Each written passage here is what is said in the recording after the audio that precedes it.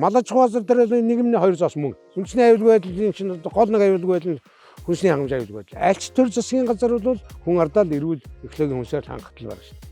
Хүмүүс одоо манай нийгмийн масс одоо бас их буруу ойлгоод байгаа юм л да. Энэ тариаланчдгаас одоо нүггүй юм аваад зээл аваад байдаг гэж. Энэ чинь өөрөө тэгдэг ёстой. Бид нар Оростой өрсөлдөхийн бүр ямар шарга байхгүй. Тэр чинь одоо сая тонн Улаанбаатар авдаг айл нэг талаас. Одоо Япон бол цагаан болоонд дэмжлэг. Япон солонгос. Хятадууд бол мөн Улаанбаатар цагаан болоод дэмжлэг. Оросууд бол ялгаан бол Улаанбаатар дэмжлэг. Бүх газар өгдөг. Тэгээ бяданд ямар дэмжлэг өгч нь төр засаг маань өгч байна.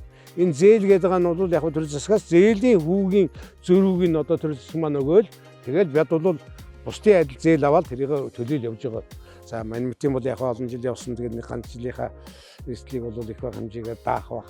Ингээд цаашаа үргэлжлээд явна. Тийм учраас энд бол нэг тийм сэтгэлээ өгсөн тууштай туйлмартай ажиллах хүмүүсийн цөөн үлдээд байна. Энэ залуучууд хамт шилхэд эндээс одоо их одоо бизнес хийж их ашиг олно гэдгээсээ илүү их сэтгэлтэй хүн ардаа одоо хангай эрүүл хүнсээр хангай ер нь одоо хийж байгаа үйлс нь хүний төлөө хүний хүнсний төлөө хүн байхад хүнс байд юм байл дээ. Тэгэхээр энэ бол хизээч ямар ч цаг үед одоо хүн далаа дотор бид нар байгаа. Ургуулж чаддаг юм бол зах зээл байна.